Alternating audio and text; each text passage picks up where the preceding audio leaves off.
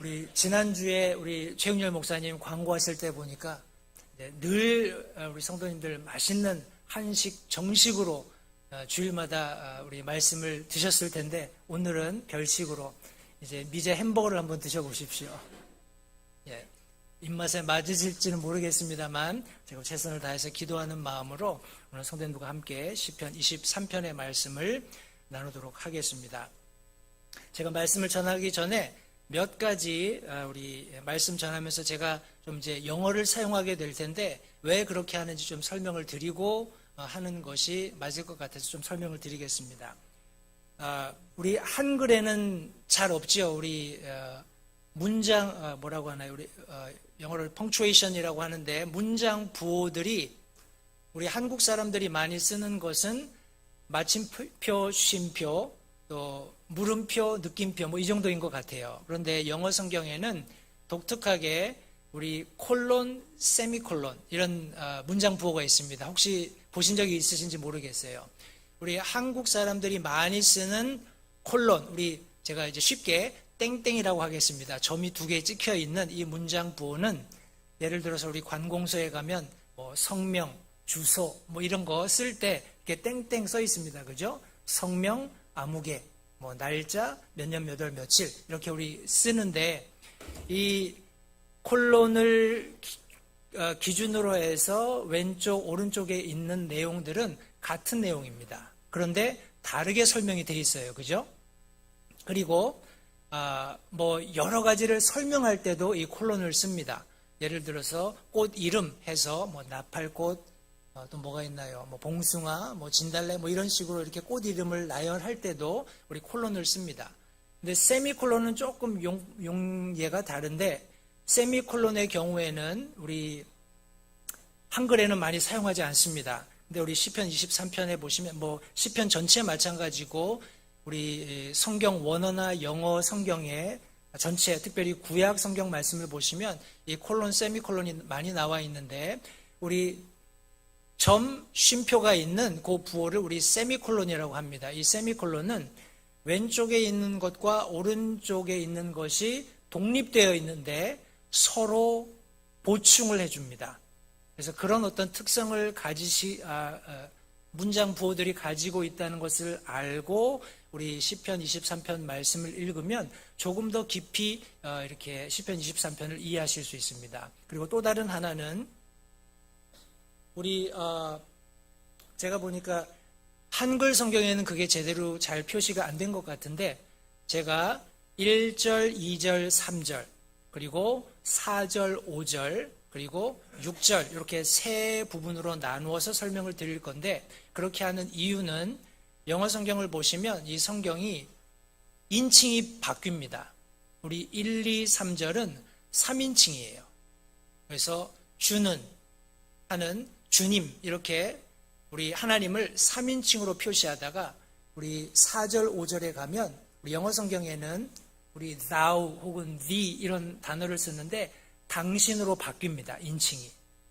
그리고 마지막 6절에는 그런 인칭이 전혀 없이 내가 나와요. 다윗이 나옵니다. 이런 과정을 가지고 성도님들과 함께 말씀을 나눌 텐데 다윗이 어떻게 하나님을 전폭적으로 신뢰하고 믿음의 사람이 될 수 있었는가 하는 비밀이 여기 시편 23편에 기록되어 있습니다. 성도님들 다시 한번 이 말씀을 우리가 함께 찬찬히 살펴보게 될 텐데 한 가지 명심하셔야 될 것은 우리 인생은 이 땅에 태어나면서 절대 혼자가 아니라는 겁니다. 절대 혼자가 아니에요. 하나님께서는 우리가 누군가와 함께 하도록 디자인하셨습니다. 오늘 이 주일 아침에 오신 우리 사랑하는 강동 성서침례교회 성도님들 내 삶은 과연 누구와 함께하고 있는가 자문해 보시고 한번 해답을 찾아보셨으면 좋겠습니다. 혹 회중에 예수님을 개인의 구주로 알지 못하는 분이 혹 이 자리에 계시다면 오늘 예수님을 그런 인생의 동반자로 찾으시는 그런 귀한 예배가 되었으면 좋겠습니다. 우리 1절부터 천천히 살펴볼 텐데 우리 시편 기자가 이야기하고 있는 하나님이 나의 목자가 되셔서 내가 아무 부족함이 없다라고 고백할 수 있는 가장 근원적인 우리 원리를 우리 시편 기자는 바로 하나님의 인도하심에 두고 있습니다. 하나님의 인도하심입니다. 우리 1절 말씀해 보시니까 주는 나의 목자시니 내가 부족함이 없으리로다 이렇게 고백하고 있습니다. 성도님들 부족함이 없는 그런 삶을 살고 계신가요?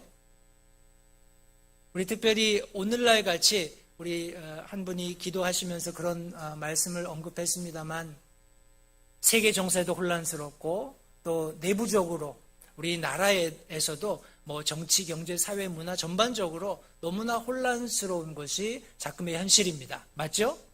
너무 어려운 시대를 살고 있어요. 어려운 시대를 살다 보니까 사람들이 무엇인가 많이 가져야 한다라는 그런 생각을 가지고 있는 것 같습니다. 그러나 시편 기자의 고백은 너무나 단순합니다. 너무나 심플해요. 주는 나의 목자시다. 그렇기 때문에 내게 부족함이 없다라는 겁니다. 제가 말씀드린 대로 주는 나의 목자시니 내게 부족함이 없으리로다 하는 이 두 문장은 따로 떨어져 있는 문장입니다. 그런데 거기에 세미콜론이 있어요. 다시 말해서 앞에 문장이 뒤에 문장을 서포트하고 보조해주고 뒤에 문장이 앞에 문장을 서포트하는 그런 형식을 취하고 있습니다. 주는 나의 목자십니다. 나는 부족함이 없습니다. 성도님들 이 두 가지가 서로를 보충해주고 있다는 거예요.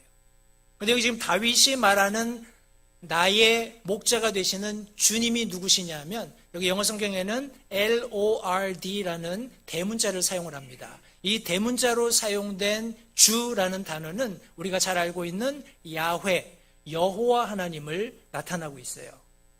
하나님께서 이스라엘 백성들에게 400년간의 침묵을 깨고 찾아오셔서 우리 모세를 통해서 그들을 이집트로부터 구출해 내실 때 모세에게 자신을 드러내시기를 나는 스스로 있는 자다. I am that I am 하고 이스라엘 백성들에게 자기를 나타내셨어요. 성도님들 기억하십시오. 우리가 지금 함께 살펴보고 있고 우리 삶 가운데 동행하시는 우리를 구원하신 그 하나님은 이 세상을 아무것도 없는 것에서부터 창조해내신 창조주 하나님이십니다. 그리고 그 하나님께서는 자신이 창조하신 모든 창조물 속에 존재하시는 분이에요.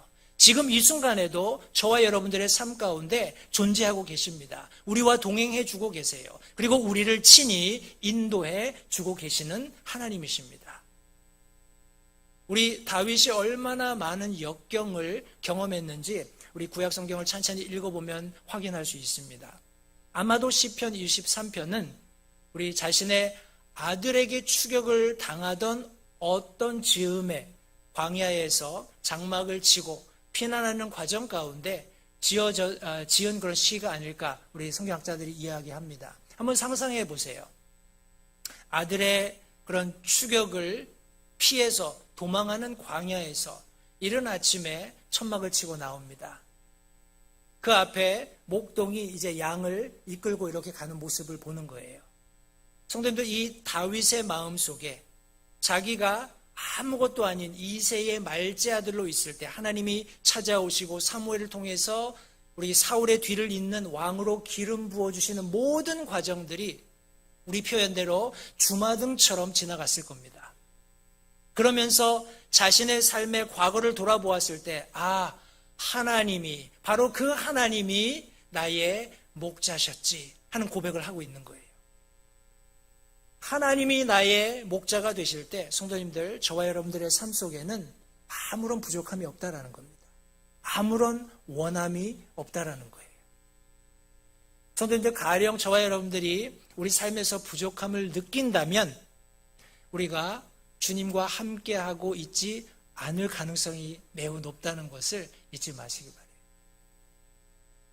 내가 사는 삶을 다시 한번 찬찬히 되돌아보시기 바랍니다. 과연 내가 이 세상을 살아가고 있으면서 무엇인가 부족한 것처럼 그렇게 살고 있지 않은지, 무엇인가 더 내가 소유해야 한다고 생각하고 있지 않은지 성도님들 한번 생각해 보시기 바라요. 가령 그런 삶이 내 모습이라면 주님이 온전히 내 목자가 되시지 못할 수도 있다는 것 다시 한번 기억하시면서 우리 다윗의 이 고백을 성도님들 다시 한번 되새김질 하시면 좋겠습니다. 주는 나의 목자십니다. 따라서 나는 전혀 부족함이 없습니다. 다윗은 이 말씀을 저와 여러분들에게 전해주면서 몇 가지 분명한 증거들을 제시하고 있습니다.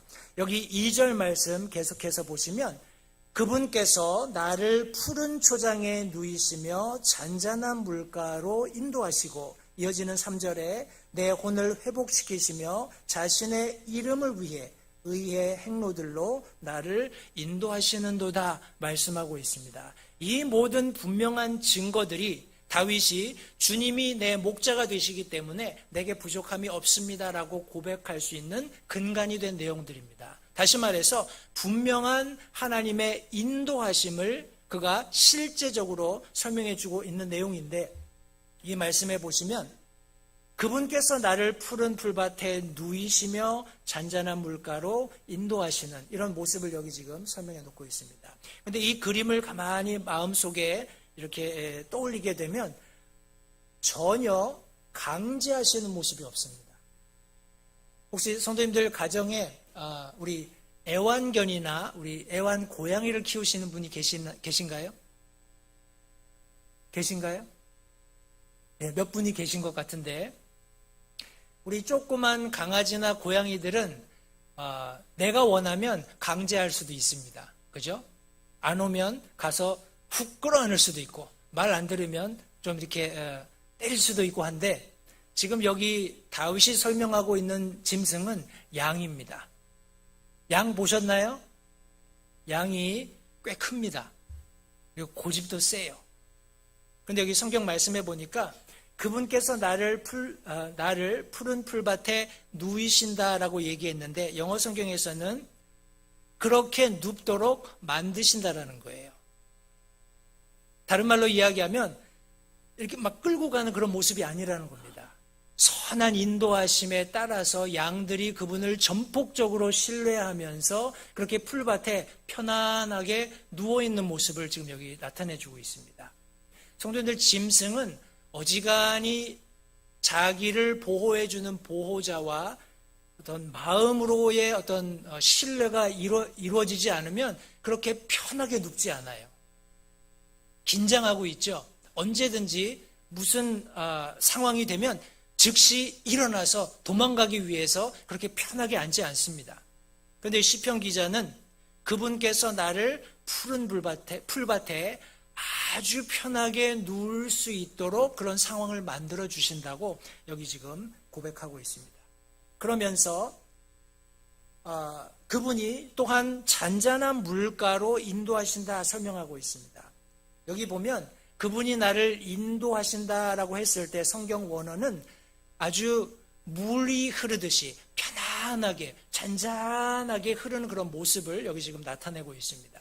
따라서 전혀 강제하시지 않지만 내가 마음을 전폭적으로 신뢰하면서 내려놓고 여유를 즐길 수 있는 그런 상황을 만들어 주신다는 겁니다. 그런 분이 성도님들, 우리가 믿고 신뢰하는 하나님이십니다. 우리를 인도해 가시는 하나님이세요. 그런 하나님이라면 저와 여러분들이 100% 신뢰해도 아무런 해를 받지 않는다는 것을 다시 한번 성경이 말씀하고 있습니다. 성도님들, 우리 하나님께서 이렇게 우리를 인도하시는 궁극적인 목적이 뭘까요? 다윗은 3절 말씀을 통해서 이렇게 말씀합니다. 내 혼을 회복시키시며 자신의 이름을 위해 의의 행로들로 나를 인도하시는도다. 성도님들, 우리 성경 말씀이 참 단순하게 표현하고 있지만 내 혼을 회복시키신다라고 했을 때 이 회복이라는 말은 다시 돌아간다는 의미를 가지고 있습니다. 되돌린다라는 거예요. 다시 원래 상태로 복구한다라는 의미가 있습니다. 이것이 우리에게 어떤 의미가 있을까요? 우리 거의 이제 3년이 되어 가는 것 같습니다. 팬데믹이 있고 나서 우리 많은 소위 말하는 신앙인들이 믿음을 떠나서 그것이 마치 우리 뉴노멀이라고 하나요? 새로운 일상처럼 그렇게 여겨지면서 그것이 고착화되고 있는 그런 독특한 시대를 살고 있습니다. 그런데 성도님들, 가령 우리가 진정으로 주는 나의 목자십니다, 때문에 내가 아무런 부족함이 없습니다 라고 주님의 인도하심을 인정하고 고백할 수 있게 되기 위해서는 하나님의 회복하시는 역사가 우리 삶에 있어야 합니다. 하나님의 회복은 저와 여러분들을 원상태로 되돌리시는 거예요. 우리가 섬기던 자리로 되돌리시는 겁니다. 우리가 주님을 위해서 하던 그 일상으로 되돌아가는 것을 하나님께서 하신다라는 겁니다. 그것이 우리가 주님을 믿고 신뢰하는 어린 양으로서의 사는 삶에 나타나는 결과라는 사실을 성도님들 잊지 마시기 바랍니다. 자기 이름을 위해서 의의 길로, 의의 행로들로 나를 인도하시는 이런 놀라운 하나님의 섭리를 성도님들 기억하시기 바랍니다. 저와 여러분들의 삶 가운데 이런저런 어려움들, 고난들이 있을 수 있습니다. 그러나 우리가 기억해야 할 것은 시편 기자의 고백과 같이 주는 나의 목자이십니다. 그렇기 때문에 내게 부족함이 없습니다. 이런 고백을 끊임없이 우리 삶 가운데 할 수 있어야 합니다. 왜냐하면 하나님께서 저와 여러분들을 인도하시기 때문에 그렇습니다. 이 인도하심을 성도님들 전폭적으로 신뢰하실 수 있게 되기를 바랍니다.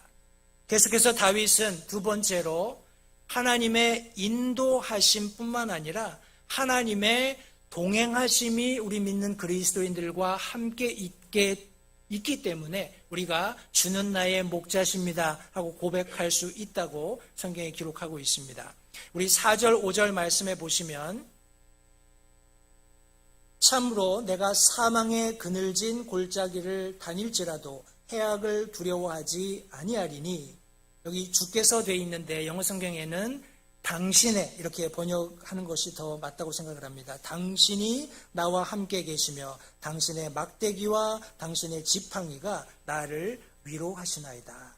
주께서, 여기 당신께서 내 원수들의 눈앞에서 내 앞에 상을 차리시고 기름을 내 머리에 부으시니 내 잔이 넘치나이다. 이제 인칭이 바뀌었습니다. 주는, 하나님은 3인칭으로 계속 다윗이 하나님의 인도하심을 과거적으로 회상했다면 이제 현실에 내 옆에 지금 동행하고 계시는 하나님을 지금 이 4절 5절 말씀을 통해서 설명하고 있습니다. 글쎄요, 얼마나 많은 분이 동의하실지는 모르겠습니다만 말씀해 보시니까 내가 사망의 그늘진 골짜기를 다닐지라도 라고 전제하고 있습니다. 실제적으로 이제 제 아버지 소천하시는 과정에 하나님의 은혜로 아버지가 생존에 계실 때 함께 얼굴을 뵙고 우리가 하고 싶은 말씀도 아버지께 하고 또 아버지도 저희 자손들에게 하고 싶은 말씀들 할 수 있는 그런 정말 복된 시간을 하나님께서 허락해 주셨습니다. 근데 참 제가 흥미로웠던 것은 우리 사도 바울이 얘기했던 것처럼 아버지께서 우리 삶과 죽음의 경계선상에서 고민하시는 모습을 제가 봤어요.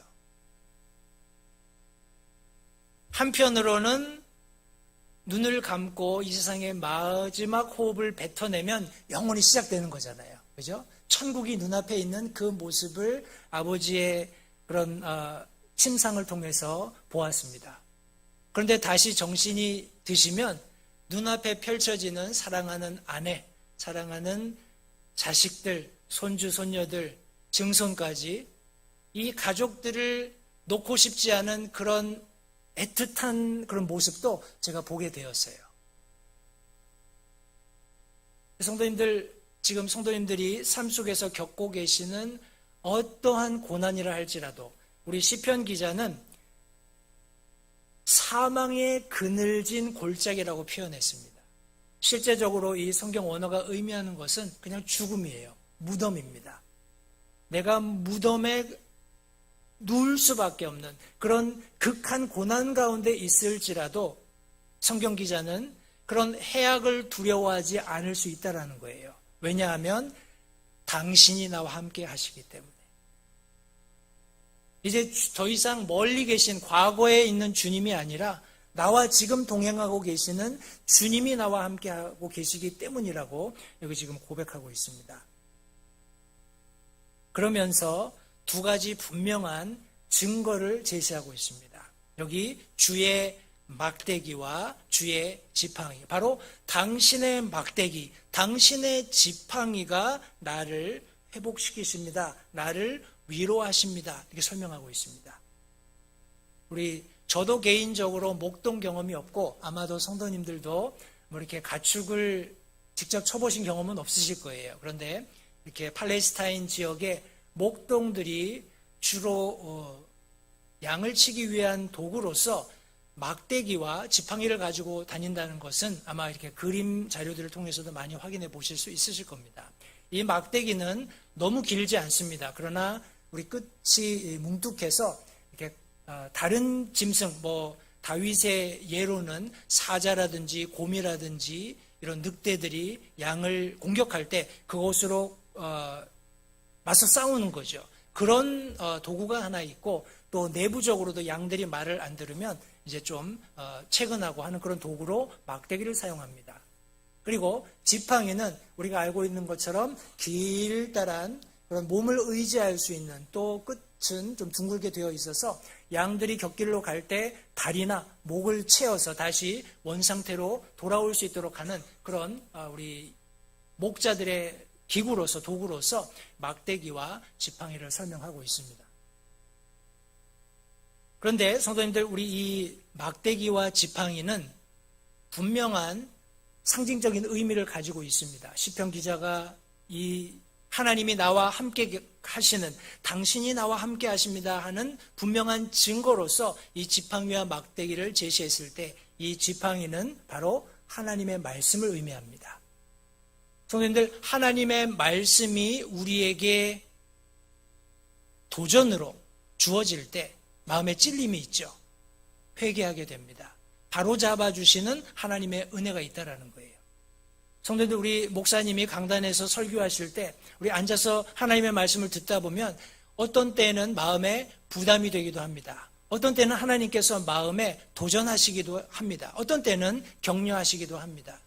그런데 우리가 주님이 나의 목자가 되는 절대적인 다윗과 같은 하나님을 신뢰하는 삶을 살지 못하다 보면, 앉아서 목사님이 어떤 얘기를 하시면 목사님이 내가 싫으신가 봐, 목사님이 내가 하는 일이 마음에 안 드신가 봐, 이렇게 오해하실 수 있다는 거예요.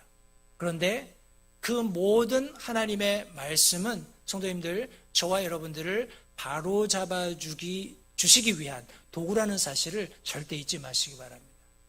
여러분들이 아멘으로 그 말씀을 받으면 그 말씀이 여러분들의 삶 속에서 영향력 있게 일하시는 거예요. 그렇게 할 때 다시금 우리의 시선이 지금 나와 함께 동행하시는 하나님께 가는 겁니다.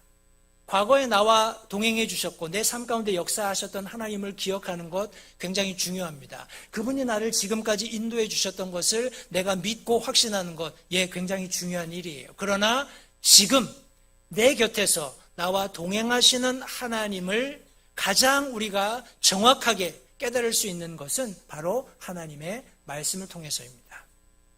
하나님의 말씀이 울려 퍼질 때 성도님들, 때로는 찔림으로, 때로는 도전으로, 때로는 격려로, 아멘으로 받으실 수 있으면 좋겠습니다.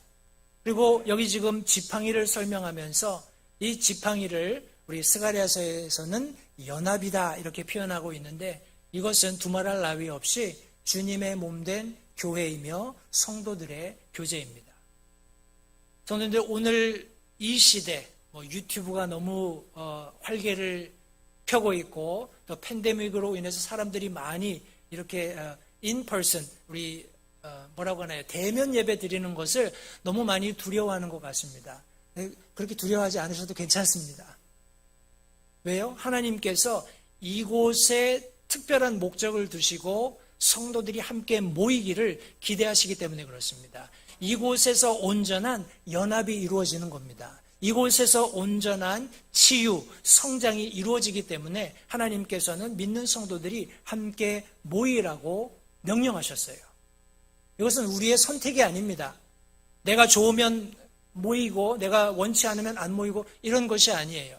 하나님께서 이 교회를 통해서, 주님의 몸된 교회를 통해서 그 가운데서 성령께서 역사하시는 능력으로 성도들을 바로잡아 주시고 세워주시고 연합하게 하시는 놀라운 능력을 발휘하시기 때문에 그렇습니다. 성도님들, 예배에 힘쓸 수 있게 되시면 좋겠습니다. 그리고 믿지 않는 분들을 초대하십시오. 여기서 울려 퍼지는 말씀을 통해서 저들이 구원받고 침례를 통해서 교회 회원이 되며 말씀을 통해서 성장해가는 이런 아름다운 성장이 교회 가운데 있을 때, 연합이 교회 가운데 있을 때 성도님들, 비로소 내 마음 깊은 곳으로부터, 립 서비스가 아니에요. 입술로만이 아니라 주님은 나의 목자십니다. 때문에 내게는 아무런 부족함이 없습니다 하고 고백할 수 있게 되는 것입니다. 여기 말씀해 보니까 우리 4절 마지막 부분에 주의 막대기와 주의 지팡이가 나를 위로하십니다, 이렇게 시편 기자가 고백하고 있습니다. 영어로 comfort 이런 단어를 사용했는데 이 성경 원래의 의미가 무엇이냐면 깊은 한숨을 쉰다 하는 그런 의미를 가지고 있습니다. 이런 의미예요. 성도님들, 어떨 때 그런 깊은 한숨을 쉬시나요? 모든 긴장이 해소됐을 때, 그죠? 모든 무거운 짐들이 내려졌을 때 비로소 우리가 숨을 쉬잖아요. 주의 지팡이, 당신의 지팡이, 당신의 말씀과 당신이 내게 허락해 주신 주님의 몸된 교회 안에 내가 있을 때 비로소 내가 할 수 있다라는 거예요. 성도님들, 아무리 좋은 해외여행지에 가셔도 이 하나님이 말씀하시는 위로는 경험할 수 없습니다. 하와이에 가시든지 괌에 가시든지 일본의 어디 최고의 그런 휴양지를 가시더라도 이런 하는 위로는 받으실 수 없어요. 어디에서요? 하나님의 말씀 안에서, 그리고 주님의 몸된 교회 안에서 이런 완전한 쉼을, 완전한 위로하심을 받을 수 있다는 것 성도님들 잊지 마시기 바랍니다. 5절 말씀해 보니까 당신이 내 원수의 얼굴 앞에서 내 앞에 상을 차리시고 당신이 기름을 내 머리에 부으시니 내 잔이 넘치나이다, 성경이 기록하고 있습니다. 성도님들, 이것은 창조주께서 배설하시는 상입니다. 테이블이에요. 왕의 테이블입니다. 이제 혹자는 그러면 거기 가면 먹을 것도 많고 참 산의 진미가 가득하겠구나, 이렇게 생각하실 수 있어요. 그런데 저는 개인적으로 초대받아 본 적은 없지만 청와대에 가령 대통령이 저와 여러분들을 초대했다면 거기 가서 음식이 입으로 넘어가겠습니까? 그죠? 먹는 것, 무엇이 앞에 차려졌는지는 그게 중요하지 않습니다. 그러나 누가 나를 초대했는가, 내가 지금 앉아있는 곳이 어디인가가 중요한 겁니다. 그런데 여기 지금 하나님께서 바로 당신이 원수들의 목전에서 내게 상을 차리셨다는 거예요. 하나님이 나를 인정해 주시는 겁니다. 하나님이 나를 당신 앞으로 인도해 주셨다는 거예요. 그러면서 여기 계속해서 시편 기자는 당신이 기름을 내 머리에 부으셨고 내 잔은 넘친다 표현하고 있습니다. 성도님들, 우리 믿는 그리스도인들이 모두 잘 살고 모두 떵떵거릴 수 있는 사회적인 역량이 있으면 얼마나 좋겠습니까? 그런데 실제적으로 그렇지 않죠. 저만 보더라도 그렇습니다. 별로 내놓을 것 하나도 없고 그렇게 보잘 것 없어요. 그런데 시편 기자의 말씀에 의하면 그 만왕의 왕이 되시는, 만주의 주가 되시는 창조주께서 나를 불러서 그분의 상에 앉게 하셨다라는 겁니다. 뿐만 아니라 내 머리에 기름을 바르셨다라고 말씀하고 계세요. 마치 로마서 5장 8절 말씀을 보는 것 같습니다. 우리가 여전히 죄인으로 있을 때 예수님께서 이 땅에 오셔서 갈보리 언덕에서 피 흘려 돌아가심으로써 하나님께서 나를 얼마나 사랑하시는지, 저와 여러분들을 향한 사랑을 당당히 제시하셨다는 겁니다. 사탄이 아무리 기세등등하게 저와 여러분들을 하나님 앞에 참소한다 할지라도 하나님께서는 저와 여러분들을 당신의 상으로 이끄셔서 그곳에서 기름을 부어주신다는 겁니다. 내 잔이 넘칠 수밖에 없죠. 성도님들, 저와 여러분들은 하나님께서 사랑하시고 기름 부은 존재들이라는 것을 잊지 마시기 바랍니다. 우리는 왕들입니다. 우리는 대언자들이에요. 그리고 우리는 제사장입니다. 하나님 앞에 담대히 나갈 수 있는 놀라운 특권을 누리고 있습니다. 성도님들, 그 특권을 가볍게 여기지 마시고 충분히 활용하시기 바랍니다. 서로 돌아보고 위에서 기도하고, 특별히 교회가 당면한 여러 가지 문제들을 하나님의 보좌 앞으로 가지고 가십시오. 그것이 저와 여러분들에게 허락되었습니다. 그렇게 하시겠습니까? 예, 하나님 앞에 뜨겁게 성도님들 기도하시기 바라요. 또 우리는 대언자들입니다. 하나님의 말씀을 다른 사람들에게 대언할 수 있는 놀라운 특권을 누리고 있어요. 성도님들, 우리 너무 과묵하시면 안 됩니다. 때에 맞든지 때에 맞지 않든지 하나님의 말씀을 부지런히 선포하십시오.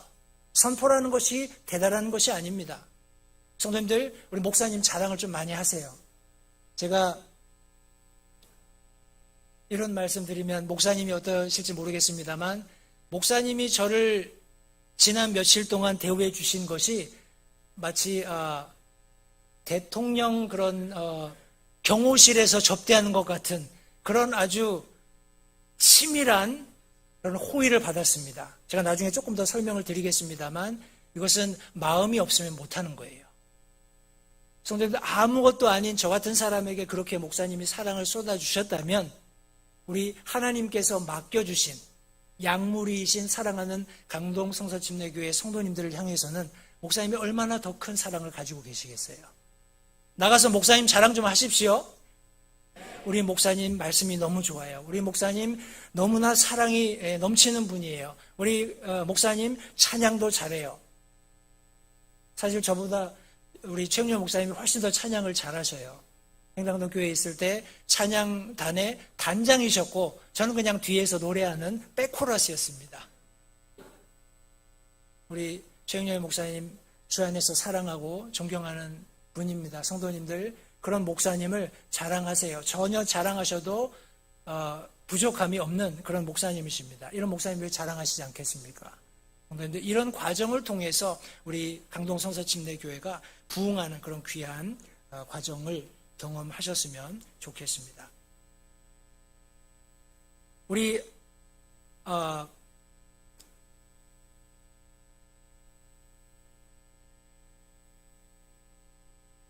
제가 여기 여러 가지 말씀들이 있습니다만, 여기 4절 마지막 부분에 보시면, 제가 다시 4절로 넘어가서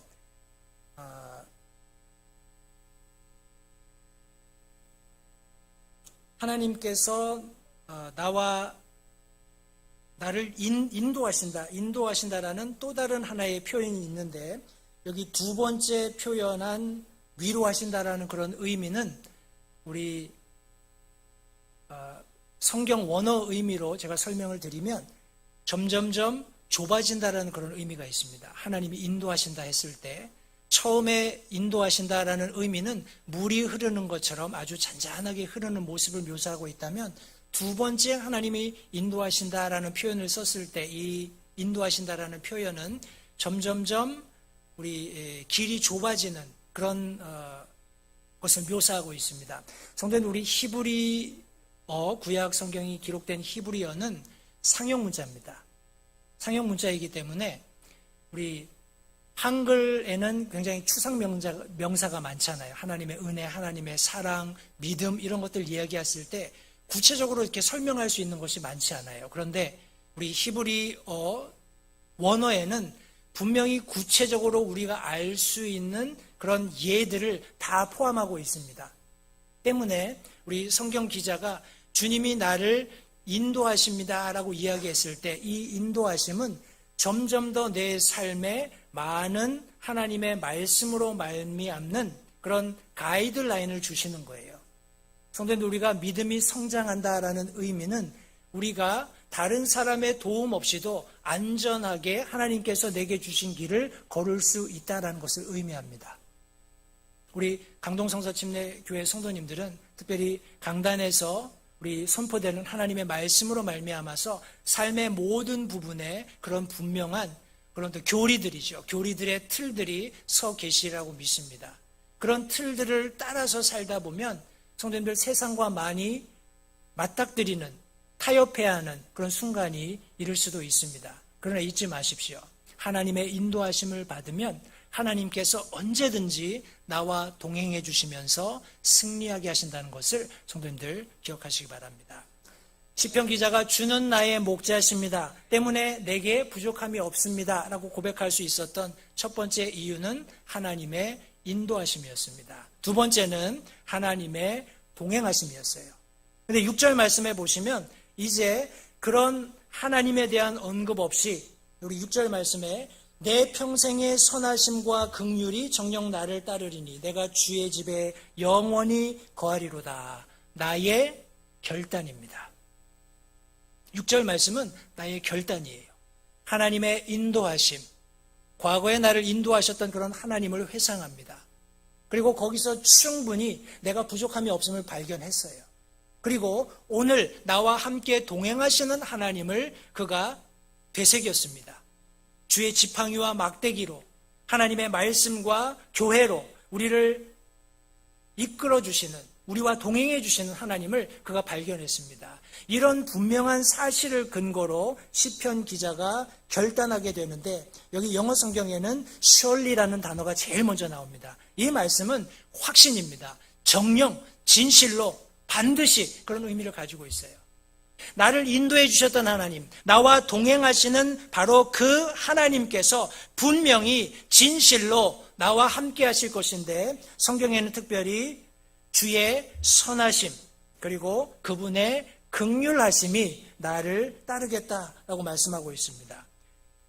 성도님들이 생각하는 좋은 것을 머릿속에 한번 상상해 보십시오.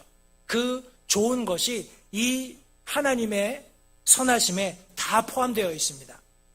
가장 넓은 의미로는 좋다는 의미인데 아름다운, 가장 좋은, 더 나은, 풍요로운, 명랑한, 편안한, 호의, 훌륭함, 기쁨, 좋은, 은혜로움, 즐거움, 친절 모든 것이 이 하나님의 선하심에 포함되어 있습니다.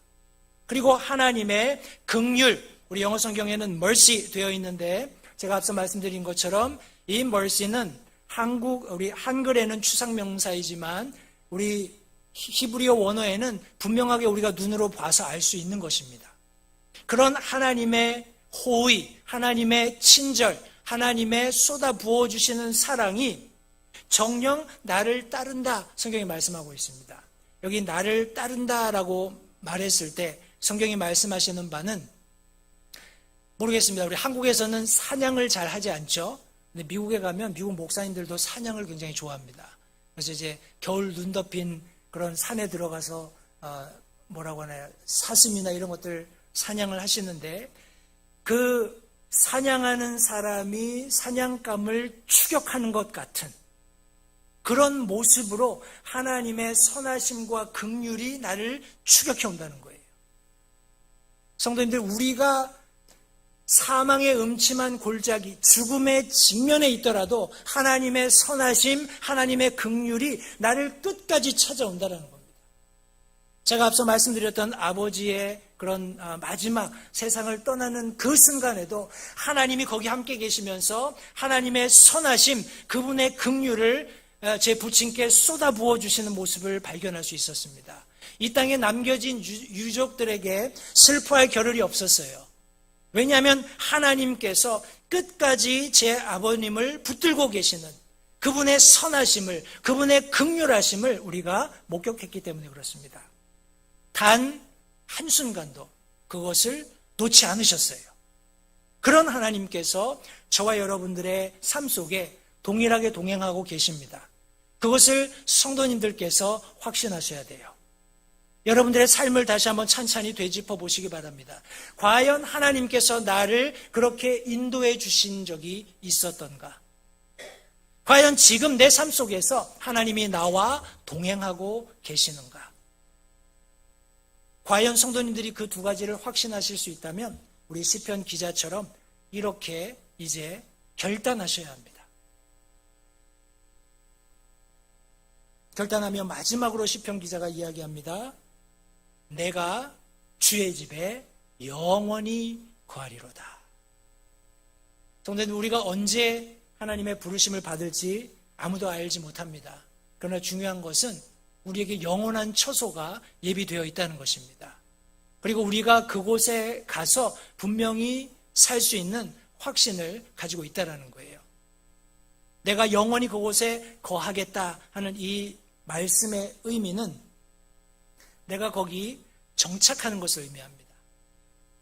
성도님들, 좋은 아파트 사서 들어가서 새로운 가구 장만하고 주변 그런 편의시설을 느끼고 참 안정적으로 사는 거 굉장히 좋습니다. 그러나 그것이 잠깐이라는 것을 절대 잊지 마시기 바라요. 이 세상은 내 집이 아닙니다.